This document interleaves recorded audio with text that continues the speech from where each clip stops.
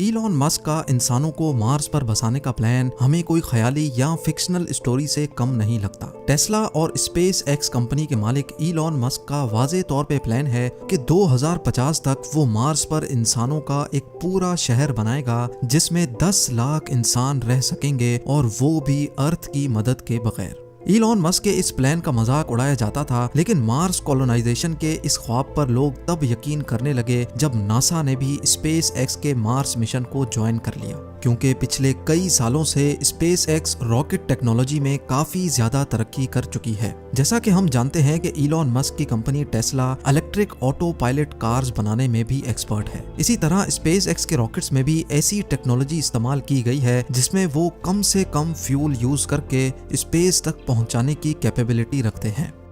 Mars, जो कि अर्थ से 6 करोड़ 20 लाख किलोमीटर दूर है, वहां तक इंसानों को पहुंचाने के लिए एक खास स्टारशिप बनाई जा रही है जो इलॉन मस्क के मुताबिक टेस्ला में इस्तेमाल होने वाली बैटरीज पर ऑपरेट होगी, यानी उसमें फ्यूल कम से कम इस्तेमाल किया जाएगा।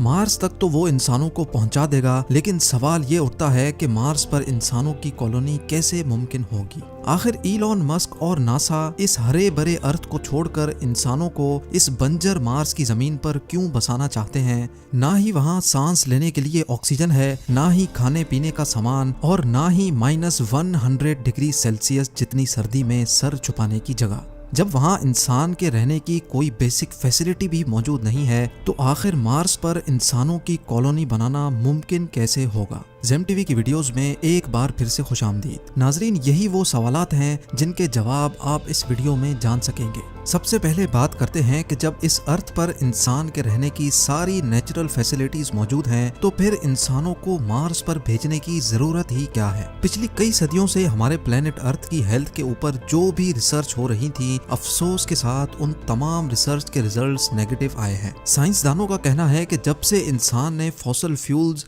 यानी पेट्रोल और गैस का इस्तेमाल शुरू किया है, तब से अर्थ का टेम्परेचर बढ़ता चला जा रहा है, और एक वक्त ऐसा आएगा जब ये टेम्परेचर इतना ज्यादा हो जाएगा कि अर्थ पर किसी भी जानदार का रहना मुमकिन नहीं होगा। एक सर्वे के मुताबिक हर 10 सालों में अर्थ का एवरेज टेम्परेचर 0.16 डिग्री सेल्सियस जितना बढ़ रहा है। यानी जिन गर्म इलाकों में अभी इंसान बसते हैं, अगर ये सब ऐसे ही चलता रहा तो आज से 150 सालों के बाद वहाँ इंसान का रहना मुमकिन नहीं होगा। टेम्परेचर बढ़ने की वजह से ग्लेशियर्स भी धड़ाधड़ पिघल रहे हैं, जिनकी वजह से फ्लड्स, साइक्लोन्स और सुनामी का चांस भी बढ़ता जा रहा है। बात सिर्फ फ्यूल के इस्तेमाल की ही नहीं है। इस पॉल्यूशन ने हमारे अर्थ की ओजोन लेयर को भी डैमेज कर दिया है। वो ओजोन लेयर जो सूरज से निकलने वाली जानलेवा रेस से हमें बचाती है, वो भी अब आहिस्ता आहिस्ता करके डैमेज होती जा रही है। यानी एक तरफ पॉल्यूशन से पैदा होने वाली गर्मी और दूसरी तरफ खौफनाक सोलर रेडिएशंस। साइंसदानों को एक बात तो कंफर्म हो चुकी है कि एक ना एक दिन हमारा अर्थ रहने के काबिल नहीं बचेगा, और यही वजह है कि हम इंसान अपने लिए एक दूसरा घर यानी एक दूसरा प्लेनेट अभी से ढूंढ रहे हैं।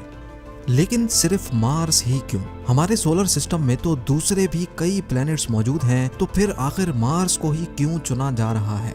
हमारे सोलर सिस्टम में हमारा एक पड़ोसी प्लेनेट वीनस है और दूसरा मार्स। वीनस जो मार्स के मुकाबले में अर्थ से काफी ज्यादा करीब है, लेकिन हम वहां नहीं जा सकते क्योंकि वहां वही सब कुछ है जिससे हम भाग रहे हैं, यानी गर्मी। जी हाँ, वीनस सूरज के गिर चक्कर लगाने वाला दूसरा प्लेनेट है जहाँ गर्मी इतनी शदीद होती है कि लोहे को भी पिघला कर रख दे। दूसरी तरफ हमारा पड़ोसी है मार्स, जो सूरज के गिर चक्कर लगाने वाला चौथा प्लेनेट है। यहाँ वीनस जैसी आग तो नहीं बरसती, पर यहाँ सर्दी अर्थ के आर्कटिक रीजन से भी ज्यादा होती है। सिर्फ कड़ाकेदार सर्दी ही नहीं है जो मार्स पर इंसानों के लिए मुश्किल खड़ी करे, बल्कि ना ही वहाँ ऑक्सीजन है और ना ही पानी, यानी इंसान के जिंदा रहने की बेसिक फैसिलिटीज भी वहां मौजूद नहीं है। ये सारी कंडीशंस जानने के बावजूद भी नासा और इलॉन मस्क के पास आखिर ऐसा क्या प्लान है जिससे वो मार्स पर इंसानों को जिंदा रख सकते हैं? इलॉन मस्क के प्लान के मुताबिक 2026 में पहले मार्स पर इंसानों का एक छोटा ग्रुप जाएगा। इस ग्रुप के पास कम से कम 2 साल जिंदा रहने की तमाम चीजें मौजूद होंगी। यानी खाना पीना, ऑक्सीजन और प्रेशराइज्ड सूट्स। लेकिन इस ग्रुप के वहां जाने से भी पहले मार्स पर एक प्रोटेक्टिव शेल्टर बनाना बहुत ही जरूरी है, क्योंकि मार्स पर मिट्टी के खौफनाक तूफान इंसानों को नुकसान पहुंचा सकते हैं। ये प्रोटेक्टिव शेल्टर्स मार्स पर मौजूद मिट्टी से ही बनाए जाएंगे, लेकिन जब मार्स पर इंसान नहीं होंगे तो ये शेल्टर आखिर बनाएगा कौन? हैरत अंगेज तौर पे ये शेल्टर्स मार्स पर मौजूद रोबोट्स बनाएंगे।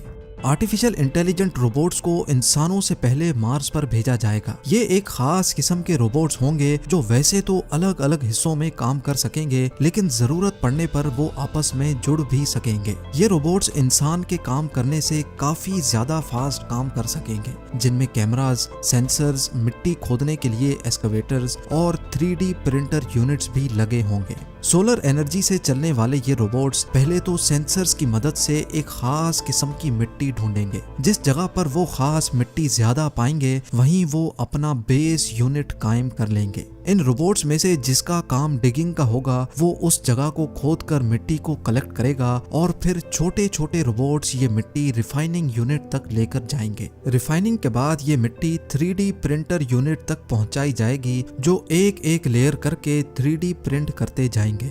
कई महीनों तक ये काम ऐसे ही चलता रहेगा, जिसको अर्थ से बैठकर भी मॉनिटर किया जा सकेगा। शेल्टर कंप्लीट होने के बाद स्टार्ट होगा रोबोट्स का दूसरा फेज। अब मार्स पर पहली बार इंसानों का एक ग्रुप लैंड करेगा। क्योंकि इंसान यहाँ पहली बार लैंड करेंगे, इसीलिए इनके पास काफी सारा सामान भी मौजूद होगा। मार्स पर मौजूद रोबोट्स इंसानों को वहाँ वेलकम करेंगे, उनका सामान उठाकर लैंडिंग साइट से बेस यूनिट तक लेके जाएंगे और बेस यूनिट के शेल्टर के अंदर छोटे छोटे यूनिट्स को रखा जाएगा, जो अपने आप इन्फ्लेट हो जाएंगे। क्योंकि मार्स का एटमॉस्फेरिक प्रेशर बहुत ही कम है, इसी वजह से इंसान वहाँ इन प्रेशराइज्ड यूनिट्स में रहेंगे। यानी इन यूनिट्स में अर्थ की तरह आर्टिफिशियल प्रेशर बनाया जाएगा। ये सारे प्रेशराइज्ड केबिन्स एक दूसरे से जुड़े होंगे और इनको इलेक्ट्रिसिटी देने के लिए एक सोलर फार्म रोबोट्स की मदद से कायम किया जाएगा। अगर किसी इंसान को बेस यूनिट से बाहर जाना होगा तो एक स्पेशल गाड़ी केबिन के दरवाजे से आकर फिक्स हो जाएगी, ताकि दरवाजा खोलने से अंदर का प्रेशर लीक ना हो सके। अब बारी होगी मार्स पर एक ग्रीन हाउस बनाने की, ताकि मार्स पर वेजिटेशन की जा सके। साइंस रिसर्च के मुताबिक मार्स पर स्टार्टिंग में सिर्फ पोटैटोज और बीन्स लगाए जा सकेंगे। ग्रीन हाउस के अंदर प्लांट्स जैसे जैसे बड़े होंगे, उनमें से एक ऐसी चीज निकलेगी जिसका होना मार्स पर बहुत ही ज्यादा जरूरी है, और वो है ऑक्सीजन। जी हाँ, ये प्लांट्स मार्स पर सब्जियों के अलावा इंसानों को ऑक्सीजन भी देंगे, लेकिन ये ऑक्सीजन इतना ज्यादा नहीं होगा, इसलिए जल्द अज जल्द मार्स पर ऑक्सीजन बनाने का भी बंदोबस्त किया जाएगा। हैरत अंगेज तौर पे ये एक्सपेरिमेंट मार्स रोवर पहले ही कर चुका है। एक स्पेशल डिवाइस जो सोलर एनर्जी के जरिए ऑपरेट होगी, वो मार्स के एटमॉस्फेयर से कार्बन डाइऑक्साइड को लेकर उसमें से हीट और इलेक्ट्रिकल करंट पास करेगी, जिससे ऑक्सीजन कार्बन डाइऑक्साइड से अलग हो जाएगा और उस ऑक्सीजन को कलेक्ट कर लिया जाएगा। यानी अब इंसानों की एक छोटी टीम वहां ऑक्सीजन भी बना सकेगी। खाने के लिए उनके पास सिर्फ 2 डिश ही सही, पर खाना मौजूद होगा। और मार्स की जमीन के नीचे फ्रोजन वाटर मार्स पर मौजूद रोवर पहले ही ढूंढ चुका है, तो उस बर्फ को पिघलाकर पानी भी बनाया जाएगा।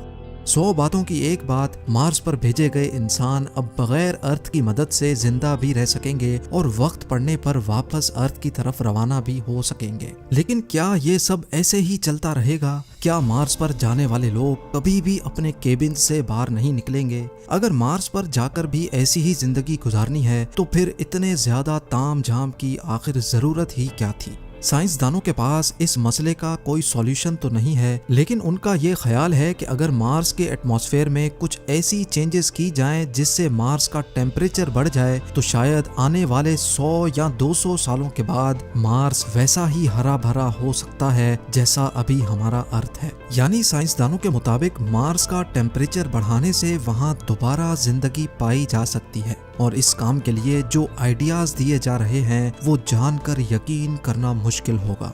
एक MIT स्टूडेंट मार्गरीटा मैरिनोवा का आइडिया है कि मार्स पर रोबोट्स की मदद से फैक्ट्रीज बनाई जाएं, जो सुबह शाम और दिन रात सिर्फ एक ही काम करेंगी। उनका काम होगा सिर्फ धुआं निकालना, और उस धुएं की वजह से मार्स में भी वही सब कुछ होगा जो अर्थ के साथ हो रहा है, यानी ग्लोबल वार्मिंग।